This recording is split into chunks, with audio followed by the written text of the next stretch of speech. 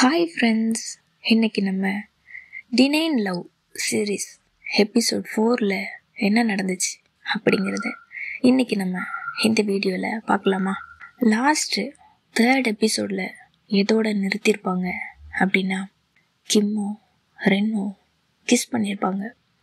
கிம்மு ரென்னு எந்த இடம்லாம் கிஸ் பண்ணால் ஃபீல் ஆகுமோ ஒவ்வொரு இடமா பார்த்து பார்த்து ரென்னை ரொம்பவே ஃபீல் பண்ண வச்சுருப்பாங்க. ரென்னோட கழுத்தில் கிஸ் பண்ணிட்டு இது உனக்கு பிடிச்சிருக்கான்னு கேட்பாங்க.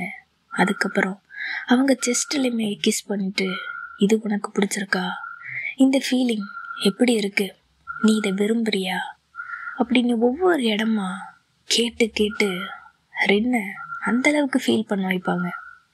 ரென்னுக்குமே ரொம்ப ஃபீல் ஆகும்.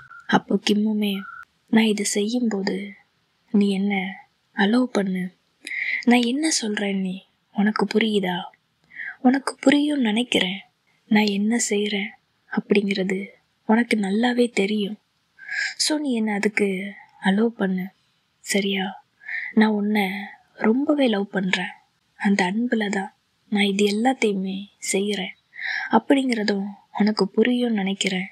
ஸோ நீ அலோவ் பண்ணுன்னு சொல்லி இன்னுமே ரென்னை கிஸ் பண்ணிக்கிட்டே இருக்கிறாங்க. ரென்னுக்கு ரொம்பவே ஃபீல் ஆகுது. அந்த வீடியோவில் அவங்களோட ரியாக்ஷனை பார்த்தா நல்லாவே தெரிஞ்சிருக்கும். ரென்னு அந்தளவுக்கு ஃபீல் பண்ணுறாங்க. அப்படியே 2 பேரும் தூங்கிடுறாங்க. மறுநாள் காலையில் ரென்னு கண் முழிச்சு எழுந்து பார்க்குறாங்க. கிம்மு நல்லா தூங்கிட்டு தான் இருக்காங்க. ரென்னு யோசித்து பார்க்குறாங்க, நேற்று நைட்டு என்ன நடந்துச்சு. அப்போ அவங்க அந்த கிஸ் பண்ணது எல்லாமே ஞாபகத்துக்கு வருது. ஐயோ, இதெல்லாம் பண்ணியிருக்கோமா நம்ம? நான் ஏன் அப்படி நடந்துக்கிட்டேன்? நான் அந்த மாதிரி ஃபீல் பண்ணியிருக்கக்கூடாது. நம்ம ஒரு அக்ரிமெண்ட்டு பேசிஸில் தான் இந்த மேரேஜே பண்ணியிருக்கோம். அப்படி இருக்கும்போது நம்ம எப்படி இந்த மாதிரிலாம் நடந்துக்கலாம்? நான் அந்த மாதிரி பண்ணியிருக்கவே கூடாது, இந்த மாதிரி நான் ஃபீல் பண்ணக்கூடாதுன்னு சொல்லி ரென்னு அங்கேருந்து எழுந்து குளிக்கிறதுக்குமே போகிறாங்க. இது என்ன, ரென்னு காலையில் ஒரு மாதிரியும் நைட்டு இன்னொரு மாதிரியும் நடந்துக்கிறாங்க. இது ரொம்பவே வித்தியாசமாக இருக்குல்ல ரென்னோட பிஹேவியரை பார்க்கும்போது. ஆக்சுவலி அவங்களுக்கு என்ன நடக்குதுன்னு தெரியலன்னு நினைக்கிறேன். ரென்னு அங்கேருந்து குளிக்கிறதுக்குமே போகிறாங்க. அங்கே போயிட்டு பாத் டப்பில் குளிச்சிட்ருக்குறாங்க. அப்பவும் ரென்னுக்கு கிம்மோட ஞாபகம் தான் அதிகமாக இருக்குது. கிம் அவங்க பக்கத்தில் ஒன்றா சேர்ந்து 2 பேரும் அந்த பாத் டப்பில் குளிக்கிற மாதிரி, கிம் அப்பவும் ரென்னு கிஸ் பண்ணுற மாதிரி, இது எல்லாமே அவங்க நினச்சி பார்க்குறாங்க. கண் முழிச்சு பார்க்கும்போது மறுபடியும் கிம்மு பக்கத்தில் இல்லை. ஆனால் அவங்களுக்கு அந்த ஃபீலை அவங்களால தடுக்க முடியலை. அது அவங்கள அறியாமல் அவங்க ரொம்ப ஃபீல் பண்ணுறாங்க. நைட்டு எந்த அளவுக்கு கிம்மு கிஸ் பண்ணியிருப்பாங்க. அதனால் என்னவோ ரென்னு அதையே நினச்சி அந்த ஞாபகத்திலேயே இன்னுமே அவங்களுக்கு அந்த ஃபீலிங்ஸ் போகவே இல்லை. அப்படியே ஃபீல் பண்ணிகிட்டே தான் இருக்காங்க. இங்கேயும் இப்படி தான் இருக்கா, சரி நம்ம எழுந்து போவோம்னு சொல்லி அங்கேருந்து குளிச்சுட்டு வராங்க. அதுக்கப்புறமும் அவங்க மேரேஜில் கிம் அவங்கள கிஸ் பண்ணது அதுதான் மறுபடியுமே ஞாபகத்துக்கு வருது. என்ன ரென்னு, அவனுக்கு என்னாச்சு? நீ ஏன் அதையே இன்னும் நினச்சி அந்த ஃபீலிங்ஸில் இருக்க? இது எல்லாமே ஒரு ஆக்சிடெண்ட்டு தான், சரியா? நீ அதை பற்றி நினச்சே பார்க்கக்கூடாது அப்படின்னு ரென்னு அவங்களே ஒரு சமாதானம் பண்ணிக்கிட்டு வீட்டில் இருந்தால் சரி வராதுன்னு சொல்லி அங்கேருந்து ஆஃபீஸ்க்குமே போகிறாங்க. ஆஃபீஸ்க்கு போயிட்டு அங்கே ஒரு ஃபைல் எடுத்து பார்க்குறாங்க. அப்போவும் ரென்னுக்கு கிம்மு பெட்டில் கிஸ் பண்ணது தான் ஞாபகம் வருது. ரென்னால் முடியலை, அந்த ஃபீலிங்ஸ் அவங்கள டிஸ்டர்ப் பண்ணிகிட்டே இருக்குது. அச்சோ, என்னால் ஏன் முடியலை? நான் ஏன் அதை பற்றியே நினச்சிக்கிட்டு இருக்கேன்? எனக்கு என்ன தான் ஆச்சு? ஒருவேளை எனக்கு பைத்தியம் பிடிச்சிருச்சா என்ன? ஏன் நம்மளால் இதை விட்டு வெளியில் வர முடியல? நான் ஏன் இன்னும் அதே மைண்ட் செட்டில் இருக்கேன்? என்ன தான் ஆச்சு அப்படின்னு நினைக்கிறாங்க.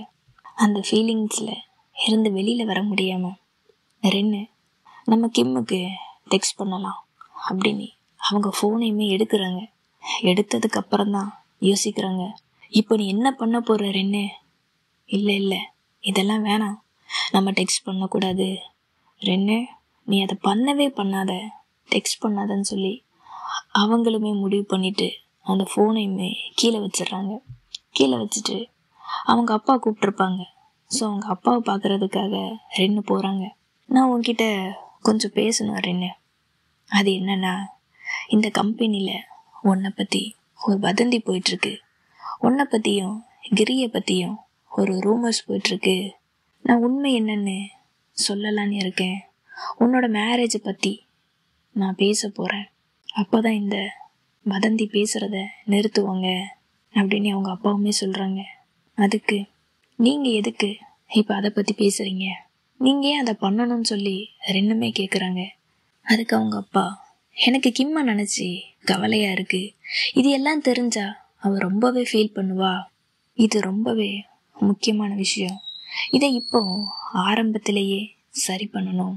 இதை இப்போவே சொல்லாமல் விட்டுட்டேன்னா அது இன்னுமே பெரிய பிரச்சனை ஆகிரும். இதை சீக்கிரமே எல்லாருக்கிட்டையும் சொல்லணும்னு சொல்லி அவங்க அப்பா சொல்கிறாங்க. அதுக்கு ரென்னு, சரி நானே கிரிக்கிட்ட இதை பற்றி பேசுகிறேன், சரியா? எனக்கு இப்போ கொஞ்சம் ஒர்க் இருக்குது, நான் முடிச்சிட்டு நான் அப்புறம் பேசுகிறேன்னு சொல்லி ரெண்டுமே அங்கேருந்து போகிறாங்க. கிம்மு இந்த பக்கம் ரொம்பவே சின்சியராக அவங்க வேலையை செஞ்சிட்ருக்குறாங்க. அப்போ அங்கேருந்து கூட்டமாக ஒரு 4 பேர் வர்றாங்க. அதில் கிம்முக்கு 2 பேர் எதிரி இருக்காங்கல்ல, அந்த 2 பொண்ணுங்களுமே கூட தான் சேர்ந்து வர்றாங்க. அந்த பொண்ணு கையில் ஒரு டிராயிங் பேப்பரை வச்சுக்கிட்டு, இதுதான் ஒரு 3D மாடல், நீ பண்ண போகிற டிராயிங்க்கு நீ இதைத்தான் ரெடி பண்ணணும். இப்போ நாளைக்கு மறுநாள் 3 மணிக்கு இந்த மீட்டிங்கில் நீ இதை சப்மிட் பண்ணணும் அப்படின்னு சொல்லி கிம்முக்கிட்டையுமே கொடுக்குறாங்க. கிம் அதை வாங்கி பார்த்துட்டு, இது என்னோட வேலை இல்லையே, இது ஜெய்யோட வேலை, நான் எதுக்காக இதை செய்யணும்னு சொல்லி கிம்முமே கேட்குறாங்க. ஆனால் அந்த பொண்ணு, இந்த வேலையை கண்டிப்பாக நீ தான் செய்யணும், சரியா? நான் என்ன சொல்கிறேனோ அதை செய்யின்னு சொல்லி கிம்முக்கிட்ட கொடுக்குறாங்க. பக்கத்தில் இருந்த இன்னும் 2 பேரும், இவன் ஏன் இந்த அளவுக்கு டெரராக நடந்துக்கிற, இது ஒன்றும் அவளோட வேலை கிடையாது. கிம்மு இந்த 3D மாடல் இதுக்கு முன்னாடி இந்த வேலையை செஞ்சதில்லை, அவளால் எப்படி முடியும் அப்படின்னு அவங்க சப்போர்ட்டுமே பண்ணுறாங்க. அதுக்கு அந்த எதிரி அந்த பொண்ணு என்ன சொல்கிறாங்க, உங்கள் எல்லாருக்குமே ஒரு விஷயம் மறந்து போச்சா, இங்கே இருக்கிற எல்லா வேலையை எல்லாருமே செய்யணும் அப்படின்னு தான் நம்ம டிபார்ட்மெண்ட்டோட ஹெட்டு சொல்லியிருக்காங்க. நான் அவர்கிட்ட போயிட்டு சொல்லவா, இதை செய்ய மாட்டேங்கிறீங்க அப்படின்னு மிரட்டையுமே செய்கிறாங்க. அங்கே இருக்கிற யாருமே அந்த பொண்ணை எதிர்த்து ஒரு வார்த்தை பேசலை. கிம்முமே, உனக்கு என்ன இப்போ இந்த வேலையை செய்யணும் அவ்வளோதானே, கொடு நான் செய்கிறேன்னு சொல்லி கிம்முமே சொல்கிறாங்க. கிம் அதை பார்க்குறேன்னு சொன்னதும் அங்கேருந்து எல்லாருமே போகிறாங்க. அப்போ அந்த பையன் அந்த ஜெய் மட்டும், இப்போ நீ என்ன பண்ண போகிற, என்ன பண்ணலான்னு இருக்க, நம்ம இதை எப்படி பண்ண போகிறோன்னு சொல்லி கேட்கவும் கிம் அங்கேருந்து, நான் கொஞ்சம் வெளியில் போகணும், நான் அங்கே போயிட்டு என்னோடய ஒர்க்கை நான் பார்த்துக்கிறேன்னு சொல்லி கிம் அங்கேருந்து வெளியிலையுமே போகிறாங்க. எங்கள் ரூமில் ரென்னு இங்கே நடக்கிற எல்லாத்தையுமே சிசிடிவியில் லேப்டாப்பில் பார்த்துட்ருக்குறாங்க. இவ்வளோ கஷ்டமான வேலையை நீ செய்யணுமா அப்படின்னு யோசிச்சுக்கிட்டு அவங்க ஃபோனையுமே எடுக்கிறாங்க. எனக்கு ஒன்று நினச்சி ரொம்ப கவலையாக இருக்குது அப்படின்னு டெக்ஸ்ட் பண்ணுறாங்க. இல்லை வேணான்னு சொல்லிவிட்டு அந்த டெக்ஸ்ட்டை டிலீட் பண்ணிடுறாங்க. மறுபடியும், நீ கொஞ்சம் ரெஸ்ட் எடு, உன்னை நீ ரொம்ப கஷ்டப்படுத்திக்காத, இது உனக்கு நல்லதில்லைன்னு சொல்லி மறுபடியும் மெசேஜ் பண்ணுறாங்க. மெசேஜையுமே பண்ணிவிட்டு இல்லை வேணான்னு சொல்லி அதையுமே டிலீட் பண்ணிவிட்டு அங்கேருந்து ரெண்டு வீட்டுக்குமே போகிறாங்க. வீட்டுக்கு போய் அங்கேருந்து ரெண்டு வீட்டுக்குமே போகிறாங்க. தூங்குறதுக்காக போகும்போது பக்கத்தில் கிம் இல்லை. கிம்மை நினச்சி ரொம்பவே ஃபீல் பண்ணுறாங்க.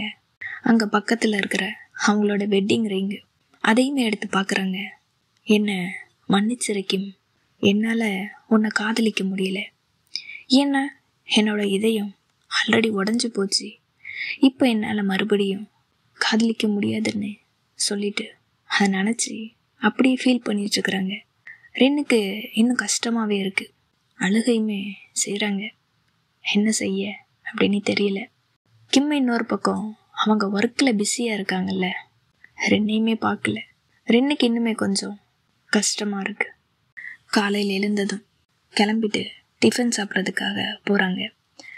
அங்கே அவங்க அப்பா இந்த மாதிரி தான் டெய்லியுமே நீங்கள் ஆஃபீஸ்க்கு தனித்தனியாக போயிட்டுருக்குறீங்களா அப்படின்னு கேட்குறாங்க ரெண்டுக்கிட்ட. ரெண்டுமே ஆமான்னு சொல்கிறாங்க. கிம்மு இந்த டிராஃபிக்கு அப்படின்னு ரொம்பவே கவலைப்பட்டுட்டு அவன் சாப்பிடாம டிஃபனை எடுத்துட்டுமே போகிறா, அது உனக்கு தெரியுமா அப்படின்னு கேட்குறாங்க. அதுக்கு ரெண்டு, நான் காலையில் எழுந்ததுலேருந்து நான் அவளை பார்க்கவே இல்லை, பறவையா இல்லை மனுஷியா, அவள் எங்கே தான் போயிட்டா நீ ரெண்டுமே கேட்குறாங்க. அதுக்கு அவங்க அப்பா, அவள் காலையில் 8 மணிக்கெல்லாம் எழுந்து போயிட்டாங்க, அவள் உன்னை விட வித்தியாசமாக இருக்கா, நீ ஆஃபீஸுக்கு 9 மணிக்கு இல்லைன்னா அதை விட லேட்டாக கூட போவ, ஆனால் அவளை பாரு 8 மணிக்கெல்லாம் போயிட்டா நீ அவங்க அப்பா சொல்கிறாங்க. அதுக்கு ரெண்டு, என்ன சொல்கிறீங்கப்பா, நான் இந்த கம்பெனியோட CEO, ஸோ நான் எப்போ வேணால் போகலாம், அதுக்கப்புறம் நீங்கள் எந்த டைமில் வேலைன்னாலும் நீங்கள் போகாமல் என்னையே தான் போக சொல்லுவீங்க, நான் இவ்வளோ கஷ்டமாக வேலை பார்க்குறேன் நீ ரெண்டுமே சொல்கிறாங்க. சரி ஓகேம்மா, நான் சொன்ன வேலையை நீ செஞ்சியா அப்படின்னு கேட்குறாங்க. எதை கேட்குறீங்கப்பா அப்படின்னு ரெண்டுமே சொல்லவும், நான் அந்த கிரியை பற்றி தான் சொல்கிறேன், நீ அந்த கிரிக்கிட்ட பேசுனியா, இந்த விஷயத்த எவ்வளோ சீக்கிரம் முடியுமோ அவ்வளோ சீக்கிரம் முடிச்சு வை, இல்லைன்னா இன்னுமே பெரிய பிரச்சனை ஆகிரும், இதை நீ எனக்காக செய்ய வேணாம் சரியா, உனக்காகவும் கிம்முக்காகவும் நீ இதை செய்யி, சீக்கிரமே அவனை பார்த்து பேசு நீ ரென்னோட அப்பாவுமே சொல்கிறாங்க. ரெண்டுமே சரிப்பா, நான் அவங்ககிட்ட பேசுகிறேன், எனக்கு அவங்ககிட்ட பேச டைம் இல்லை, நான் இன்னைக்கு கண்டிப்பாக பேசுகிறேன் நீ ரெண்டுமே சொல்கிறாங்க. இங்கே இன்னொரு பக்கம் ரின்னை பார்க்குறதுக்காக கிரி வந்திருக்காங்க. அதுவும் கையில் ஃப்ளவர்ஸ் எடுத்துகிட்டு வராங்க. ரின்னை பார்த்ததும், ரின்னு நீ இன்னைக்கு ரொம்பவே அழகாக இருக்குன்னே சொல்கிறாங்க. அதுக்கு ரிம்மு, இன்னைக்கு நம்மளோட மீட்டிங் கிடையாதே, நீ எதுக்காக வந்திருக்க, உனக்கு ஏதாச்சும் ஹெல்ப்பு வேணுமான்னு சொல்லி ரெண்டுமே கேட்குறாங்க. அதுக்கு கிரி, நான் இன்னைக்கு ஒர்க்கை பற்றி உன்கிட்ட பேசுகிறதுக்கு வரலை, நான் உன்கிட்ட ஒரு முக்கியமான விஷயத்தை பற்றி பேச வந்திருக்கேன். அது என்னன்னா, எனக்கு உன்னை ரொம்பவே பிடிச்சிருக்கு, நான் உன்னை லவ் பண்ணுறேன்னு சொல்லி அந்த ஃப்ளவர்ஸை ரென்னுக்கிட்ட கொடுத்துட்டு ப்ரப்போஸுமே பண்ணுறாங்க. ரென்னுக்கு என்ன சொல்லன்னு தெரியலை, அப்படியே யோசிச்சிட்ருக்குறாங்க. அதை பார்த்ததும், என்னாச்சு ரின், நான் ஏதாச்சும் தப்பாக சொல்லிட்டேனா, இல்லை உனக்கு என்னைய பிடிக்கலையா, நீ எதுவாக இருந்தாலும் என்கிட்ட சொல்லு, ஃப்ரீயாக பேசு, எதுவாக இருந்தாலும் நான் உனக்காக என்னை கண்டிப்பாக மாற்றிப்பேன், நான் உனக்கு பிடிச்ச மாதிரி என்னை மாற்றிப்பேன், எனக்கு நம்பிக்கை இருக்குது, நம்ம 2 பேருமே ஒன்று சேருவோன்னே, இங்கே எல்லாருமே பொறாமப்படுற அளவுக்கு நம்ம ஒரு பெஸ்ட்டு கப்பலாக நம்ம இருப்போன்னே கிரி பேசிக்கிட்டே போயிட்டுருக்காங்க. ரென்னுக்கு என்ன சொல்லன்னு தெரியல. ரென் உடனே, கிரி நிறுத்து, நான் சொல்கிறத நீ கேளு, நீ நினைக்கிற மாதிரி கிடையாது, எனக்கு ஏற்கனவே மேரேஜ் ஆகிட்டு அப்படின்னு ரென்னு சொல்கிறாங்க. கிரிக்கு ஷாக்காக இருக்குது. என்ன, உனக்கு மேரேஜ் ஆகிட்டா அப்படின்னு கேட்கவும், ரென்னு, நான் பொய்யெல்லாம் சொல்லலை, நான் உண்மையை தான் சொல்கிறேன், எனக்கு மேரேஜ் ஆகிட்டு அப்படின்னு சொல்கிறாங்க. அதுக்கு கிரி, நீ பொய் சொல்கிறேன்னு நான் சொல்லலை, ஆனால் இது எனக்கு ஆச்சரியமாக இருக்குது, இதை பற்றி எனக்கு எதுவுமே தெரியாது அப்படின்னு கிரியுமே கேட்குறாங்க. ஆமாம், எனக்கு மேரேஜ் ஆகிட்டு தான், எனக்கு ஒரு பார்ட்னருமே இருக்காங்க, நீ நினைக்கிற மாதிரி நான் கிடையாது, நான் உன்ன மாதிரி உன்னோட டைப்பு கிடையாது, நீ கவலைப்படாத, இங்கே இருக்கிற எல்லாருமே என்ன மாதிரி இல்லை, உனக்கு வேற நல்ல பொண்ணு கிடைப்பாங்கன்னு சொல்லி ரெண்டுமே சொல்கிறாங்க. கிரி ரொம்பவே ஃபீல் பண்ணிட்டு அங்கேருந்து இன்னொரு இடத்துக்குமே வராங்க. இங்கே வந்ததும் ஒரு பொண்ணு கிரியை ஹக் பண்ணிட்டு, எவ்வளோ நாளாச்சு உன்னை பார்த்து, நான் உன்னை ரொம்ப மிஸ் பண்ணுறேன்னு தெரியுமான்னு கிரியை ஓடி வந்து ஹக் பண்ணிக்கிறாங்க. யார் இந்த பொண்ணு அப்படின்னு பார்த்தா, இது பையே ரென்னோட எக்ஸு, இவங்க இங்கே என்ன பண்ணுறாங்க? இவங்க 2 பேருக்கும் ஒருத்தர் தெரியுமா? இங்கே என்னதான் நடக்குது அப்படின்னு யோசிக்க வைக்குது. கிரி என்ன பண்ணுறாங்க, அங்கே ரின்னுக்கிட்ட அந்த ஃப்ளவர்ஸ் கொடுத்துருப்பாங்க. ரின்னு ரிஜெக்ட் பண்ணதும் நேராக அந்த ஃப்ளவர்ஸை பைக்கிட்ட கொண்டு வந்து கொடுக்குறாங்க. பை அந்த ஃப்ளவர்ஸை பார்த்துட்டு, இது எனக்காக நீ வாங்கிட்டு வந்தியா அப்படின்னு கேட்குறாங்க. அதுக்குமே கிரி, ஆமாம் நான் உனக்காகத்தான் வாங்கிட்டு வந்தேனே சொல்கிறான். அதை பார்த்து பை யோசிக்கிறாங்க. கிரி, உனக்கு தெரியும் தானே எனக்கு ஃப்ளவர்ஸ்னு அலர்ஜி நீ, அப்புறம் எப்படி நீ இந்த ஃப்ளவரை எனக்காக வாங்கிட்டு வந்த நீ பையுமே கேட்குறாங்க. அதுக்கு கிரி, சாரி நான் மறந்துட்டேன், என்னை மன்னிச்சிருன்னு சொல்லிட்டு அங்கேருந்து கிளம்புறாங்க. கிளம்பவும் பை மறுபடியும் ஹக் பண்ணிட்டு, நான் உன்னை ரொம்பவே லவ் பண்ணுறேன் கிரி நீ பையுமே சொல்கிறாங்க. அதுக்கு கிரி, நான் உன்னை எவ்வளோ கஷ்டப்படுத்தினாலும் நீ என்னை லவ் பண்ணுவியான்னு கேட்கவும், அதுக்கு பையுமே, ஆமாம் நான் எவ்வளோ கஷ்டப்பட்டாலும் நீ என்னை எவ்வளோ கஷ்டப்படுத்தினாலும் நான் கண்டிப்பாக உன்னை மட்டும்தான் லவ் பண்ணுவேனே பையுமே சொல்லிட்டு ஹக் பண்ணிக்கிறாங்க. நீ என்னை விட்டு எங்கேயுமே போயிடாத, எனக்கு உன்னை ரொம்ப பிடிக்குன்னு சொல்லி ஹக் பண்ணிக்கிறாங்க. கிரி அந்த ஃப்ளவர்ஸை பைக்கிட்டே கொடுத்துட்டு அங்கேருந்து ரூமுக்குள்ளே போகிறாங்க. பையே இந்த ஃப்ளவர்ஸை வச்சுக்கிட்டு யோசித்து பார்க்குறாங்க. கிரி என்ன நினச்சி பண்ணுறான் எதுவுமே தெரியல.